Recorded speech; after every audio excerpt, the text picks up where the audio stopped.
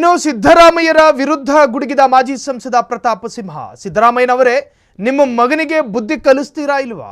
ಯತೀಂದ್ರಗೆ ಸರಿಯಾಗಿ ಬುದ್ಧಿವಾದ ಹೇಳಿ. ನಿಮ್ಮ ಯತೀಂದ್ರಗೆ ಇದೆಂತಹ ದುರಾಸೆ? ಸಿದ್ದರಾಮಯ್ಯರಿಗೆ ಸವಾಲ್ ಹಾಕಿದ ಮಾಜಿ ಸಂಸದ ಪ್ರತಾಪ್ ಸಿಂಹ.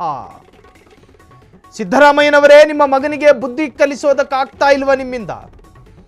ಯತೀಂದ್ರಗೆ ಸರಿಯಾದ ಪಥ ಹೇಳಿಕೊಡಿ, ಬುದ್ಧಿವಾದ ಹೇಳಿ. ನಿಮ್ಮ ಯತೀಂದ್ರಗೆ ಇದೆಂತಹ ದುರಾಸೆ? ಸಿದ್ದರಾಮಯ್ಯರಿಗೆ ಸವಾಲ್ ಹಾಕಿದ ಪ್ರತಾಪ್ ಸಿಂಹ. ಬಾಯಿಗೆ ಬಂದ ಹಾಗೆ ಮಾತಾಡ್ತಾರೆ ನಿಮ್ಮ ಮಗ ಯತೀಂದ್ರ ಸಿದ್ದರಾಮಯ್ಯ. ಶಾಡೋ ಸಿಎಂ ತರ ವರ್ತನೆ ಮಾಡ್ತಾರೆ. ಯತೀಂದ್ರ ವಿರುದ್ಧ ಸಿಡಿದ ಪ್ರತಾಪ್ ಸಿಂಹ. ಸಿದ್ದರಾಮಯ್ಯನವರೇ, ನಿಮ್ಮ ಮಗನಿಗೆ ಬುದ್ಧಿ ಕಲಿಸಬೇಕು. ಮುಡಾ ಹಗರಣದಲ್ಲಿ ನಿಮ್ಮನ್ನ ಮುಜುಗರಕ್ಕೀಡು ಮಾಡಿದವರು ನಿಮ್ಮ ಮಗ. ಮುಡಾ ಹಗರಣದಲ್ಲಿ ನಿಮ್ಮ ಮಗ ನಿಮ್ಮನ್ನ ಮುಜುಗರಕ್ಕೀಡು ಮಾಡಿದ್ರು.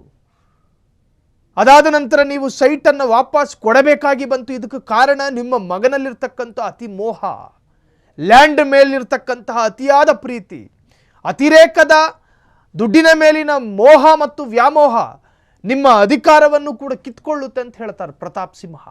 ಹಾಗಾಗಿ ಸಿದ್ದರಾಮಯ್ಯನವರೇ, ಏನೇ ಯೋಚನೆ ಮಾಡದೆ ನಿಮ್ಮ ಮಗನನ್ನು ತಕ್ಷಣ ನಿಮ್ಮ ಕಂಟ್ರೋಲ್ನಲ್ಲಿಟ್ಟುಕೊಳ್ಳಿ. ಹೋದ ಕಡೆಯಲ್ಲೆಲ್ಲ, ವೇದಿಕೆ ಹತ್ತಿದ ಜಾಗದಲ್ಲೆಲ್ಲ ನಿಮ್ಮ ಬಗ್ಗೆ ಇಲ್ಲ ಸಲ್ಲದ ಮಾತಾಡ್ತಾರೆ. ಉದಾಹರಣೆಗೆ ಡಿ.ಕೆ. ಶಿವಕುಮಾರ್ ಅವರನ್ನು ಎದುರು ಹಾಕೋತಾರೆ. ರಾಜಕೀಯವಾಗಿ ಡಿ.ಕೆ. ಶಿವಕುಮಾರ್ ಸಿದ್ದರಾಮಯ್ಯರಿಗೆ ಅನಿವಾರ್ಯವಾಗಿ ಪಕ್ಕದಲ್ಲೇ ಇಟ್ಟುಕೊಳ್ಳಬೇಕಾದ ಸನ್ನಿವೇಶ. ನಿಮ್ಮ ಮಗ ವ್ಯತಿರಿಕ್ತವಾದಂತಹ ಸ್ಟೇಟ್ಮೆಂಟನ್ನು ಕೊಡ್ತಾ ಹೋದರೆ ನಿಮ್ಮ ಬುಡಕ್ಕೆ ಬಂದು ಬಡಿಯುತ್ತೆ. ಹಾಗಾಗಿ ಯತೀಂದ್ರ ಸಿದ್ದರಾಮಯ್ಯ ದಾರಿ ತಪ್ಪಿ ಹೋಗದೆ ಅವರ ಹೇಳಿಕೆ ಮತ್ತು ಅವರ ನಡವಳಿಕೆ ನಿಮ್ಮ ನಿಯಂತ್ರಣದಲ್ಲಿ ಇರಬೇಕು ಅಂತ ಹೇಳಿ ಪ್ರತಾಪ್ ಸಿಂಹ ಅಭಿಪ್ರಾಯಪಟ್ಟರು. ಜೊತೆಗೆ ಮುಡಾ ಹಗರಣದ ಬಗ್ಗೆಯೂ ಕೂಡ ವಿಸ್ತೃತವಾಗಿ ಮಾತನಾಡಿದ್ರು. ಮುಡಾ ಹಗರಣದಲ್ಲಿ ಸಿಎಂ ಸಿದ್ದರಾಮಯ್ಯ ಆರೋಪಿಯಾಗಿದ್ದರು. ಈಗ ಆ ಪ್ರಕರಣದಲ್ಲಿ ಕ್ಲೀನ್ ಚಿಟ್ ಸಿಕ್ಕಿದೆ. ಆದರೆ ಆ ಪ್ರಕರಣದ ಆರೋಪಿ ಸಿದ್ದರಾಮಯ್ಯ, ಸಿದ್ದರಾಮಯ್ಯರ ಭಾಮೈದ ಮತ್ತು ಧರ್ಮಪತ್ನಿ.